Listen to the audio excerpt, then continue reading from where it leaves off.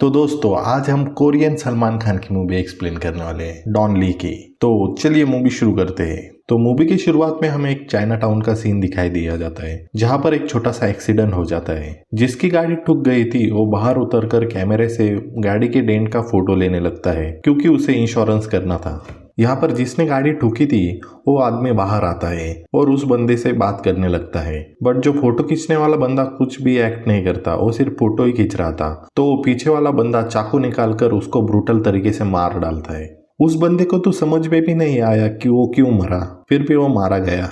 यहाँ पर वो किलर अपनी गाड़ी लेकर वहां से निकल गया। अगली सुबह यहाँ पर ताइसुक आया। यहाँ पर ताइसुक को मैं पुलिस वाला ही कहूंगा क्योंकि वो पुलिस वाले का काम करता है। उस पुलिस वाले ने गाड़ी की तस्वीरें लिए और वहां पर थोड़ी सी जांच की। उसके बाद में वो वहां से चला गया। यहाँ पर सीन शिफ्ट हो जाता है और हमें कोरियन सलमान खान दिखाई देता है जिसका नाम है डॉन ली। यहाँ पर जो डॉन ली है वो कोरिया का सबसे बड़ा गैंगस्टर है। वो अपने क्लब की मदद से सब इलीगल काम ही करता है। उसकी कोरिया में इतनी दहशत है कि उसके खिलाफ कोई भी नहीं बोलता। यहाँ पर वो डील करने के लिए दूसरे गैंगस्टर से मिलने के लिए आया था। यहाँ पर डॉन ली और वो गैंगस्टर बातें करने लगते हैं और साथ ही साथ थोड़ी सी बहस भी हो जाती है।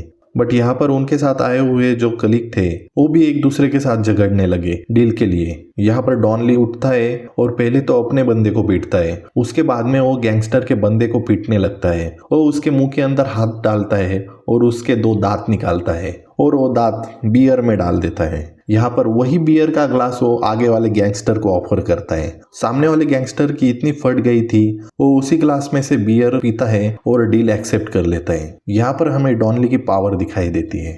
डॉनसू जाते वक्त कहता है अगर बड़े लोग बात कर रहे हो तो छोटे लोग बीच में बात नहीं करना चाहिए। यहाँ पर जो पुलिस वाला होता है वो अपने पुलिस स्टेशन आया होता है और वो सीनियर को बता रहा था कि ये सब कुछ जो शहर में चल रहा है वो एक सीरियल किलर कर रहा है। वो गाड़ी को टक्कर मारता है और उसके बाद में उस बंदे को भी मार देता है। उसके सीनियर कहते हैं कि तुम ज्यादा मूवी देख रहे हो, रियल लाइफ में ऐसा कुछ नहीं होता। और सीनियर कहता है कि तुम्हारे पास एक ही केस है तो उसी को सॉल्व करने में फोकस करो, ये बाकी की चीजें मत बताओ हमें। यहाँ पर सीन शिफ्ट हो जाता है और डॉन ली हमें दिखाई देता है। वो घर पर अकेला ही ड्राइव करके जा रहा था, तभी अचानक से उसको गाड़ी को कोई ठोक देता है। यहाँ पर वही किलर था। यहाँ पर डॉन ली बाहर उतरा और उसने डेंट चेक किया। वो छोटा ही डेंट था, इसलिए उसने हाथों से ही बताया किलर को चलो जाओ और वो अपनी गाड़ी की तरफ बढ़ने लगा।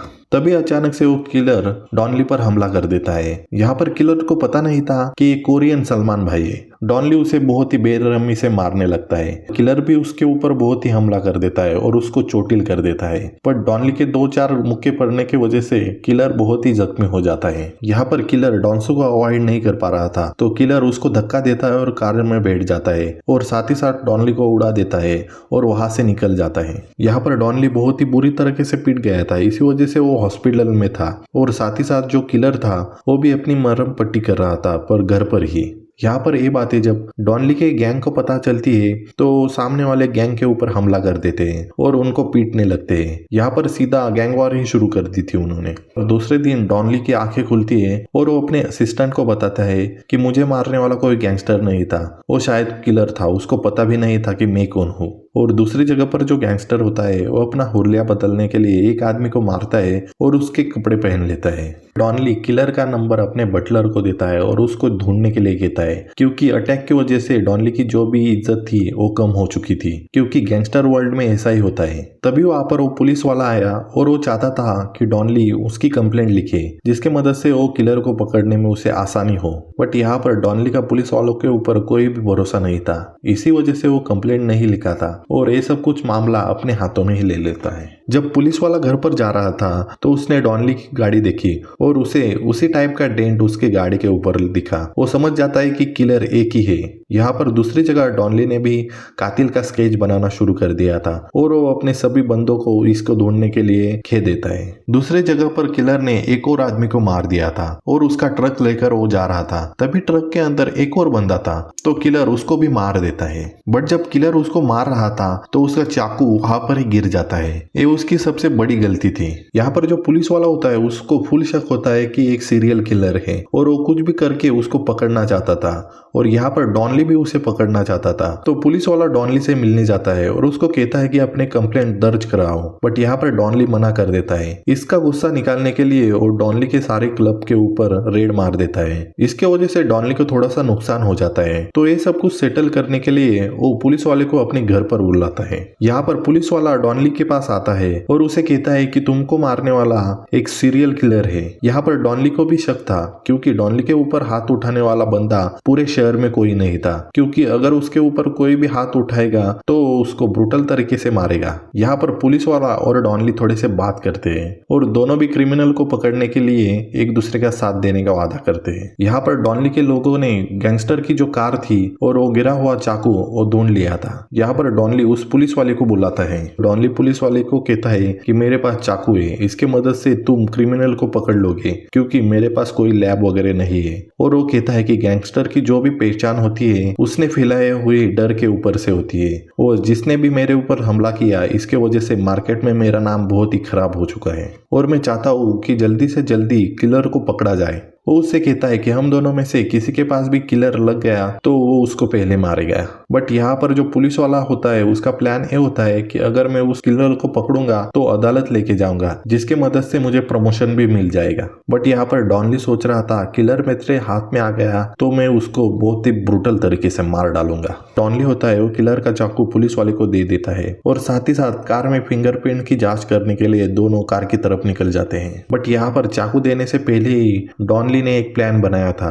उसने अपने असिस्टेंट को कहकर एक सामने वाले गैंगस्टर को मार डाला था और साथ ही साथ उस चाकू का पूरेपूर फायदा ले लिया था।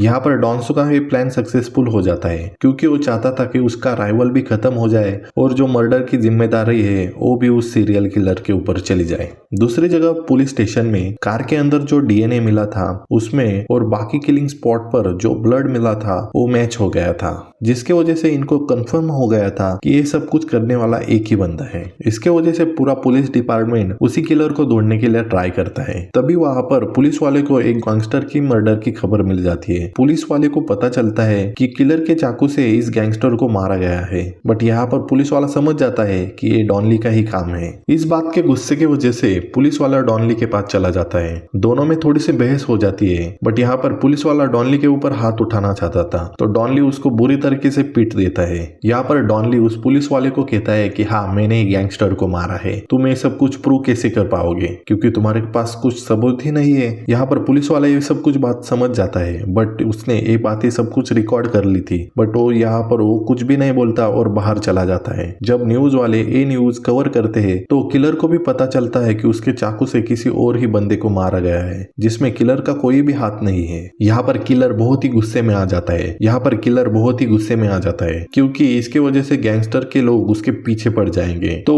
गैंगस्टर के फ्यूनरल में चला जाता है और उसके असिस्टेंट को एक लेटर देता है। यहाँ पर उस लेटर में लिखा होता है कि गैंगस्टर का मर्डर भले ही मेरे चाकू से हुआ है बट मैंने नहीं किया। लेटर देने के बाद किलर ने उसने वहीं पर बैठे हुए डॉनली के ऊपर इशारा कर दिया जिसके वजह से असिस्टेंट भी समझ गया सब कुछ। तभी वहां से किलर अपनी गाड़ी लेकर चला जाता है और साथ ही साथ अपने स्टाइल में एक मर्डर भी कर देता है। यहाँ पर उस मर्डर की इन्वेस्टिगेशन उसी पुलिस वाले के पास आ जाती है और डॉनली और पुलिस वाला दोनों भी मिलकर उसकी गाड़ी की चेकिंग कर रहे थे। तभी अचानक से वहां पर मरे हुए गैंगस्टर के लोग आ जाते हैं और डॉनली और पुलिस वालों को मारने का ट्राई करते हैं। यहाँ पर वो गैंगस्टर के बंदे डॉनली को बहुत ही पीटने लगते हैं बट डॉनली हार नहीं मानता और उनको कुत्तों की तरह से मारने लगता है। यहाँ पर वो लाशे के लाशे बिठा देते हैं। वो दोनों भी बहुत ही ब्रूटल तरीके से सामने वालों को पीटने लगते हैं। देखते देखते यहाँ पर लाशों का ढेर बन जाता है और डॉनली वहां से स्वैग से निकल जाता है। कार से मिले हुए फिंगरप्रिंट्स की मदद से ये बंदे की मतलब किलर की मौत तो कुछ सालों पहले ही हो चुकी है, अभी वो जिंदा भी नहीं है क्योंकि पुलिस रिकॉर्ड में उसको मरा हुआ दिखाई देता है। तो यहाँ पर पुलिस वाला कहता है कि उसके आईडी की चेकिंग करो और उसका जो रियल एड्रेस है वो मुझको भेज दो।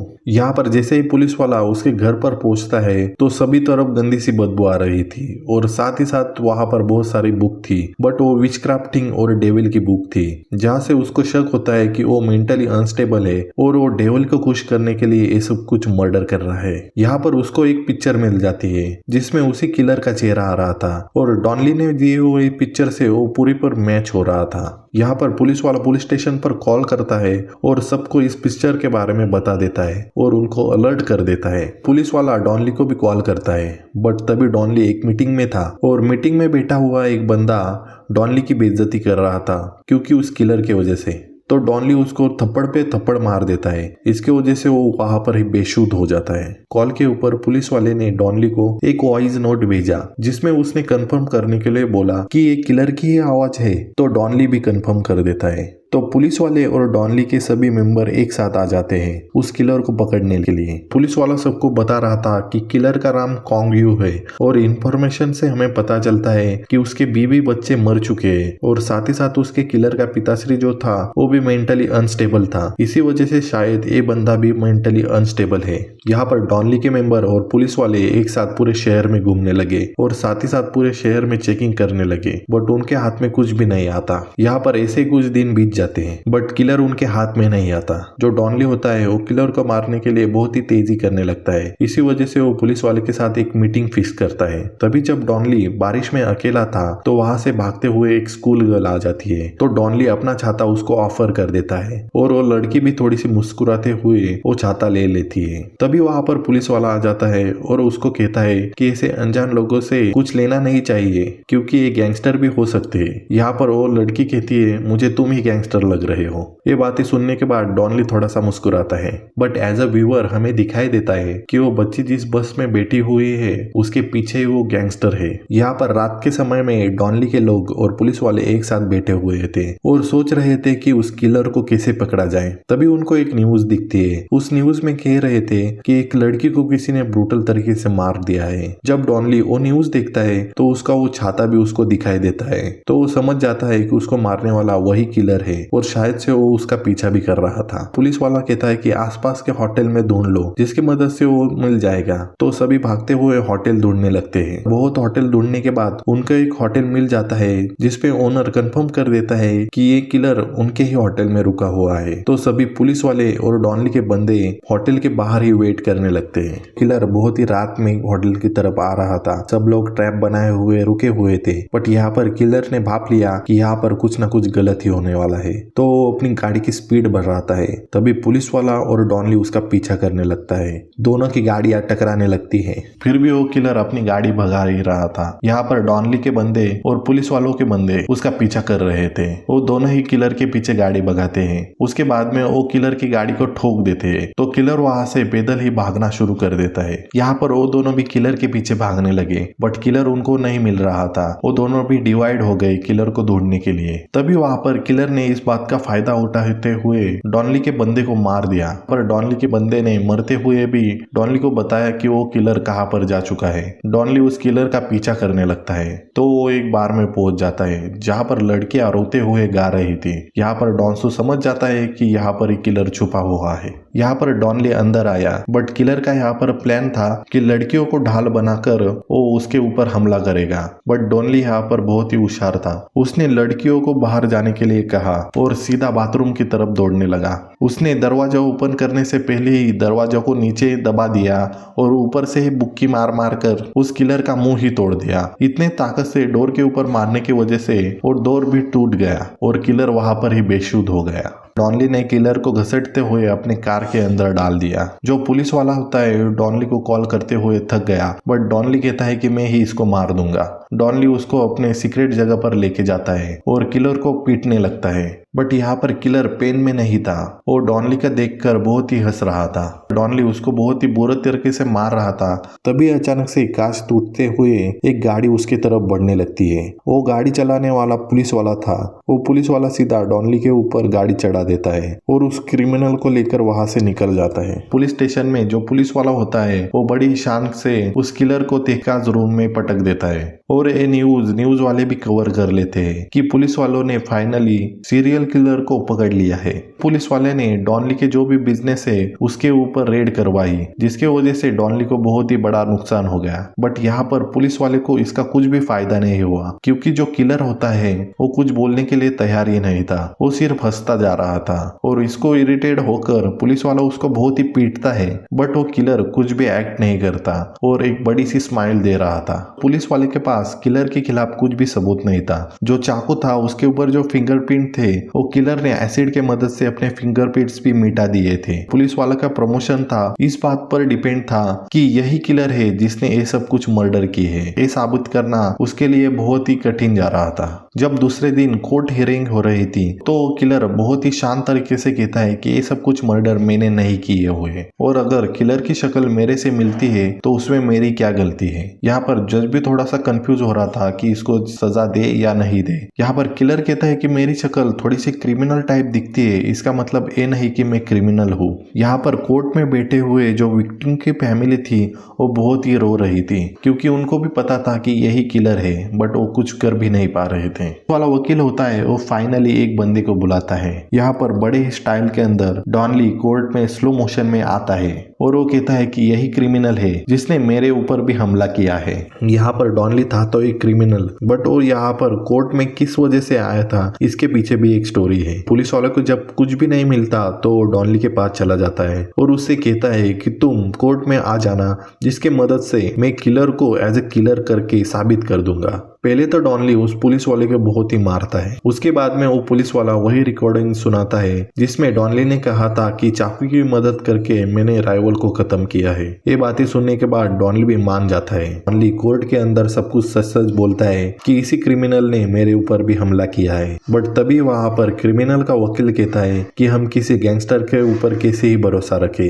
तो डॉन ली अपना शर्ट उतारता है और क्रिमिनल ने किए हुए जो अटैक है उनको दिखाता है, और साथ ही साथ उसने जो गाड़ी का नंबर लिखा था और क्रिमिनल का जो फोटो बनाया था वो भी कोर्ट में सबमिट कर देता है। किलर होता है वो कहता है कि हम कैसे मान लें। तो डॉन से उसको बताता है कि तुम्हारे ऊपर मैंने जहां पर हमला किया है वो मैं बता सकता हूँ, मैंने तुम्हारे चेस्ट के ऊपर हमला किया है। जब कोर्ट वाले सब कुछ देखते हैं तो उनको भी समझ में आ जाता है कि डॉन ली सच बोल रहा है, और उस क्रिमिनल को लाइफ टाइम जेल में रहने की सजा सुनाई देती है। और साथ ही साथ डॉन ली को भी जेल में भिजवाया दिया जाता है, क्योंकि उसके ऊपर भी बहुत सारे केसेस चल रहे थे। बट यहाँ पर उसका फायदा ये हो जाता है कि पुलिस वालों की मदद करने की वजह से उसकी जो सजा है वो बहुत ही कम हो चुकी थी, 1-2 साल की है। जब डॉन ली जेल में जाता है तब डॉन ली को देखकर सभी कैदी झुक जाते हैं रिस्पेक्ट की वजह से, क्योंकि डॉन ली बहुत ही बड़ा गैंगस्टर था। वहां पर उस जेल में एक बंदा बैठा हुआ होता है, वो बंदा और कोई नहीं, वो क्रिमिनल ही था। डॉन ली उसको थोड़ी सी स्माइल पास करता है और वो क्रिमिनल भी समझ जाता है कि आज मेरा आखिरी दिन है। यहाँ पर फ्लैशबैक की स्टोरी ये होती है कि डॉन ली ने ही ये सब कुछ प्लान किया था कि अगर मैं पुलिस में गवाही दूंगा तो मेरी सजा भी कम हो जाएगी, और साथ ही साथ उसने पुलिस वाले से एक वादा करके लिया था कि इस बंदे को सिर्फ जलमर ठेप की ही सजा होगी, जिसके मदद से डॉन ली उसी जेल के अंदर जाएगा और उस बंदे को ब्रूटल तरीके से मार देगा। दूसरे सीन में हमें दिखाई देता है कि किलर शावर ले रहा था, तभी डॉन ली यहाँ पर आ जाता है रस्सी लेकर और कहता है कि तुम्हारा जहन्नुम जाने का टाइम हो चुका है। और यहाँ पर दोस्तों मूवी खत्म हो जाती है। और स्टार्टिंग में मैंने यहाँ पर डॉन ली को कोरियन सलमान खान क्यों कहा था, क्योंकि इसकी पर्सनैलिटी और सलमान खान की पर्सनैलिटी सेम ही है, साथ ही साथ एज ग्रुप भी सेम ही है, और ऊपर से इंडिया में जैसे सलमान खान को बहुत ही माना जाता है वैसे कोरिया में इसको माना जाता है एज अ गुड एक्टर करके। बट यहाँ पर दोनों में दिक्कत वाली बात यह है कि सलमान खान के पास फार्म हाउस है, इस बंदे के पास फार्म हाउस नहीं है। और मैं चाहता हूँ कि सलमान खान अब वो लव स्टोरी वाला एंगल छोड़ दे और सीधा गैंगस्टर वाला एंगल पकड़ ले। अभी एंटी हीरो का जमाना है, क्योंकि अगर Salman Khan as a Don Lee की तरह से एक्ट करेगा, मतलब उसकी तरह से मूवी बनेगा, तो 100% चांसेस है कि भाई सलमान खान फिर से कम बैक कर सकता है। मतलब अब लोग बोलेंगे कि कम बैक क्या होगा सलमान खान है वो, बट लिटरली हॉलीवुड की मूवी के बारे में आपको पता ही होगा कि क्या सीन चल रहा है उनका, सॉरी बॉलीवुड की। ठीक है, कोई बात नहीं दोस्तों, मिलते रहेंगे अगले वीडियो में। तो अगर आपको एक मूवी पसंद आई होगी तो लाइक और सब्सक्राइब जरूर कीजिए, क्योंकि 100 सब्सक्राइबर के लिए 2-4 सब्सक्राइबर ही बचे हुए हैं। तो मिलते हैं अगली शाम में दोस्तों, धन्यवाद।